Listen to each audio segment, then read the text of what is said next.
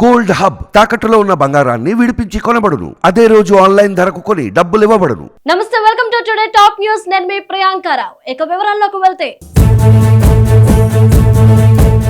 ఎన్నికలు ముగిసిన వెంటనే జనసేనాని కీలక నిర్ణయం తీసుకున్నారు. సస్పెండ్ కు గురైన నేతలు తిరిగి పార్టీలో చేర్చుకున్నారు. ఏలూరు జిల్లా పోలవరం నియోజకవర్గంలోని కొయ్యలగూడెం పట్టణ జనసేన అధ్యక్షుడిగా మాదేపల్లి శ్రీనివాస్ ఉన్నారు. కూటమి పొత్తు ధర్మానికి విరుద్ధంగా వ్యవహరించడంతో సస్పెండ్ అయ్యారు. ఈ మేరకు కొణిదెల నాగబాబు ప్రకటన కూడా విడుదల చేశారు. ఈ క్రమంలో పోలింగ్ ముగిసిన వెంటనే అతనిపై సస్పెన్షన్ ఎత్తివేసినట్లు జనసేన ప్రకటించింది.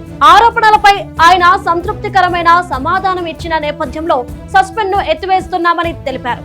పిఠాపురం నియోజకవర్గంలో జరిగే పార్టీ కార్యకలాపాల్లో ఎప్పటి మాదిరిగానే పాల్గొనొచ్చని జనసేన అధినేత పవన్ కళ్యాణ్ వివరించారు.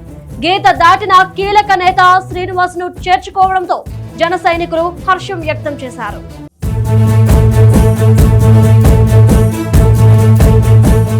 తమిళనాడులో ఘోర రోడ్డు ప్రమాదం జరిగింది. బస్సు లారీని ఢీకొన్న ఘటనలో 4 మృతి చెందారు. చెన్నై తిరుచి నేషనల్ హైవేపై ఈ ప్రమాదం సంభవించింది. మధురాంతకం వద్ద ముందు వెళ్తున్న ఓ వాహనాన్ని ఓవర్టేక్ చేసే ప్రయత్నం బస్సు డ్రైవర్ చేశాడు. అదుపు తప్పిన బస్సు ఓ లారీని ఢీకొంది. ఇక బస్సులో ప్రయాణిస్తున్న వారిలో 4 ప్రాణాలు కోల్పోయారు. మరో 15 మందికి పైగా గాయపడ్డారు. క్షతగాత్రులను చెంగల్పట్టు ప్రభుత్వ ఆసుపత్రికి తరలించారు. పోలీసులు సంఘటనా స్థలానికి చేరుకుని దర్యాప్తు ప్రారంభించారు.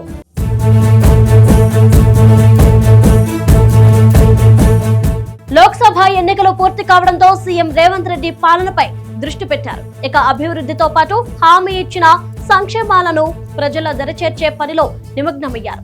ఇక కీలకమైన రుణమాఫీపై రాజకీయ మాటలు జరిగిన నేపథ్యంలో ఆ అంశానికి ప్రాధాన్యత ఇస్తున్నారు.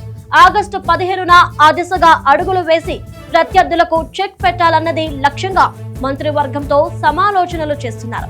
మే 15న మంత్రులు ఉత్తమ్ కుమార్ రెడ్డి, పొంగులేటి శ్రీనివాస్ రెడ్డి, శ్రీధర్ బాబు సీఎం సలహాదారు నరేందర్ రెడ్డితో కలిసి ఉన్నతాధికారులతో ముఖ్యమంత్రి సమావేశం నిర్వహించారు. ఇక రుణమాఫీకి సంబంధించి విధి విధానాలను రూపొందించాలని సూచించారు. మహారాష్ట్ర, రాజస్థాన్, ఇతర రాష్ట్రాల్లో అనుసరిస్తున్న విధానాలను కూడా అధ్యయనం చేయాలని అధికారులకు సూచించారు. మొత్తం మీద త్వరలోనే రుణమాఫీపై అన్నదాతలకు తీపి కబురు అందనుంది.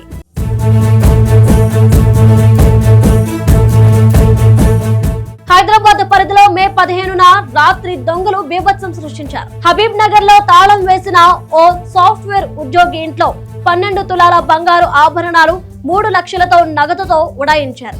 ఇక అదే ప్రాంతంలో మరో ప్రైవేట్ ఉద్యోగి ఇంట్లో కూడా చోరీ జరిగింది. 2.5 తులాల బంగారం, 3 లక్షల నగదు దోపిడీ చేశారు. ఇక బాధితులు లబోదిబోమంటూ పోలీసులను ఆశ్రయించారు.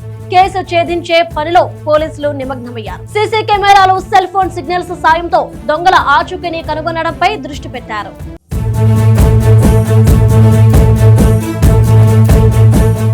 సమాజం అంటేనే ఓ సమూహం. ఇందులో సాంప్రదాయాలు, వింతలు నిత్యం కనిపిస్తాయి, వినిపిస్తూనే ఉంటాయి కూడా. ఇక తాజాగా ఓ గ్రామంలో పాముకు దహన సంస్కారం చేశారు. ఏంటి ఈ వింత అనుకుంటున్నారా?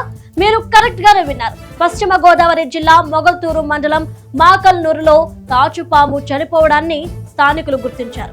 దేవుడి పాముగా భావించి పూజలు చేశారు. పాడెపై ఊరేగించారు. దహన సంస్కారాలు చేశారు.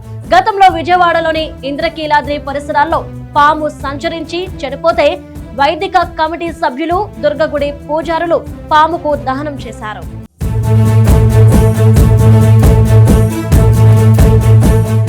ఏపీలో రికార్డు పోలింగ్ తో పాటు ఆసక్తికర విషయాలు చోటు చేసుకున్నాయి. నెల్లూరు జిల్లాలో ఓటు ఎవరికి వేశారన్న అంశంపై పెద్ద చర్చ సాగింది.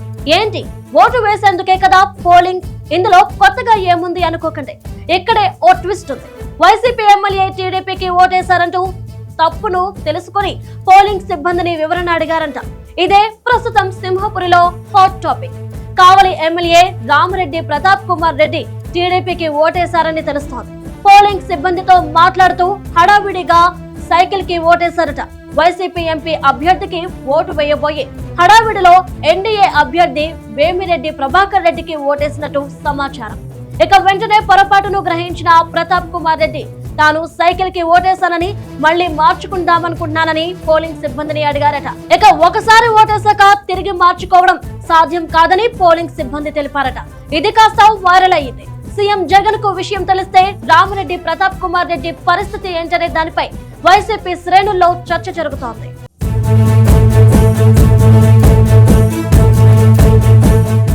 సులభంగా ఎలా సంపాదించాలి, కష్టపడి సంపాదించిన డబ్బులు ఎలా కొట్టేయాలి, ఇదే కొంతమంది దుర్బుద్ధి. ఇక ఇందుకు వడ్డీ పేరుతో ఆశలు రేకెత్తిస్తారు. రాత్రికి రాత్రే బోర్డు తిప్పేస్తారు. ఇలాంటివి ఎన్నో సంఘటనలు జరుగుతున్నా మోసపోయేవారుంటే కొట్టేసేవారు కరువా అన్నట్లుగా ఎక్కడో ఒక చోట ఇలాంటి మాటలు వినపడుతూనే ఉంటాయి.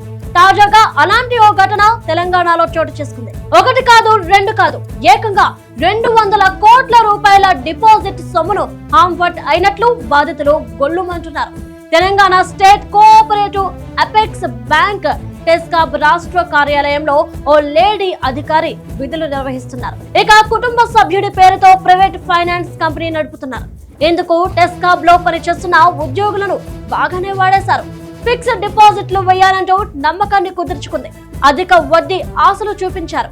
ఇంకేముంది, పలువురు లక్షల నుంచి కోట్లలో డిపాజిట్ చేశారు. వీరితో పాటు కొత్తగా ఉద్యోగంలో చేరిన వాళ్ళు, అలానే ప్రమోషన్ కోసం ఆశపడుతున్న ఉద్యోగులను కూడా ఎరగా వాడుకుంది. అంతా సెట్ చేసుకున్న తర్వాత ఫైనాన్స్ కంపెనీ జెండా ఎత్తివేసినట్లు భావిస్తున్నారు. ఈ క్రమంలోనే 15 రోజులుగా సదరు అధికారిని కూడా విధులకు హాజరు కాకపోవడంతో వారి అనుమానాలు బలపడుతున్నాయి. నమ్మించి మోసం చేసిందని ఉద్యోగులు వాపోతున్నారు. పోలీసుల దగ్గరకు ఇంకా ఈ విషయం చేరకపోవడంపై సర్వత్రా చర్చనీయాంశంగా మారింది.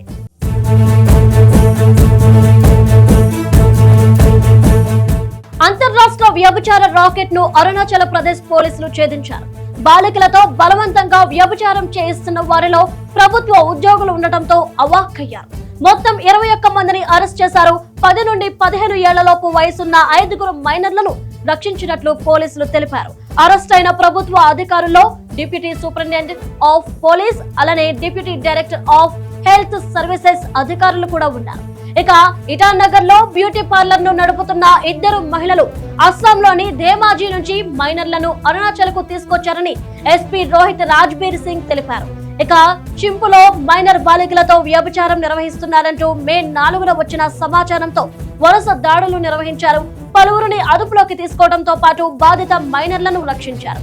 ఉద్యోగాల పేరిట తమను బలవంతంగా వ్యభిచారంలోకి నెట్టారని మైనర్లు వాపోయారు.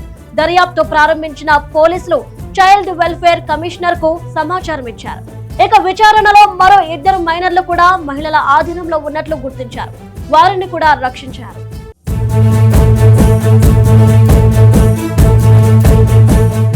విధి వంచింది. విలువైన ప్రాణాన్ని నిర్దాక్షిణంగా లాగేసుకుంది.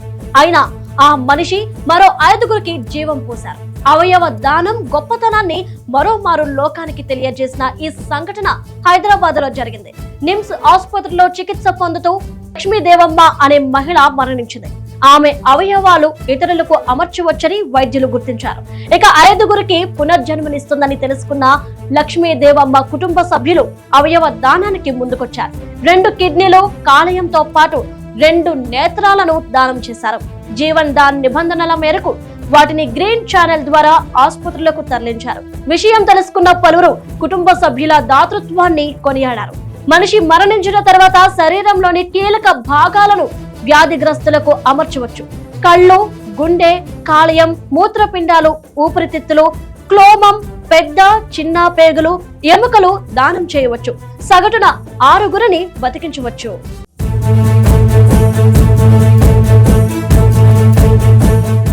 దేశాన్ని రక్షించే సైనికులంటే ప్రతి ఒక్కరిలో ఆత్మవిశ్వాసం తొంగి చూస్తుంది.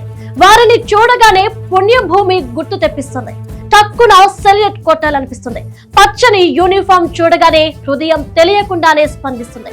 అంతటి ఖ్యాతి దేశ మిలిటరీకి ఉంది. అయితే సైనికుల యూనిఫామ్ ను పోలిన డ్రెస్సు మున్సిపల్ కార్పొరేషన్ సిబ్బందికి కేటాయించడంపై రాజకీయ దుమారం చెలరేగింది. ఈ సంఘటన మధ్యప్రదేశ్ లో జరిగింది. ఇండోర్ మున్సిపల్ కార్పొరేషన్ సిబ్బందికి యాంటీ ఎన్క్రోచ్మెంట్ స్క్వాడ్ మిలిటరీ తరహాలోని యూనిఫామ్ అందజేశారు. దీనిపై కాంగ్రెస్ ఫైర్ అయ్యింది. అవినీతి ఉద్యోగులు ఆర్మీ దుస్తులు ధరించి వారిని అవమానించారని మండిపడ్డారు. ఇక ఇండోర్ మున్సిపల్ కార్పొరేషన్ ప్రతిపక్ష నేత చింటూ చౌక్సే తీవ్ర అభ్యంతరం వ్యక్తం చేశారు. వీధి వ్యాపారుల నుంచి దోపిడీకి పాల్పడడంలో మున్సిపల్ సిబ్బంది పేరొందారని ఆరోపించారు. ఆర్మీ లాంటి యూనిఫామ్ ధరించడం చట్ట విరుద్ధమని వాదించారు. మరొక రంగు యూనిఫామ్ ఎంచుకోవాలని సూచించారు. సైన్యాన్ని అవమానించినందుకు ఐఎంసీ మేయర్ పుష్యమిత్ర భార్గవ రాజీనామా చేయాలని డిమాండ్ చేశారు. ఇక బాధ్యుడైన కమిషనర్ శివం వర్మను పదవి నుంచి తొలగించాలని పిలుపునిచ్చారు. అయితే కాంగ్రెస్ ఆరోపణలను మేయర్ ఖండించారు. ఆర్మీని పోలి ఉన్న యూనిఫామ్ ధరించడం నేరం కాదని, యాంటీ ఎన్క్రోచ్మెంట్ స్క్వాడ్ సిబ్బందికి కొత్త యూనిఫామ్ ఎంపిక చేసింది క్రమశిక్షణ కోసమని తెలిపారు. న్యూ యూనిఫామ్ పై ఎవరికైనా అభ్యంతరం ఉంటే దాన్ని పరిశీలించి నిబంధనల ప్రకారం తగిన చర్యలు తీసుకుంటామని కమిషనర్ చెప్పారు.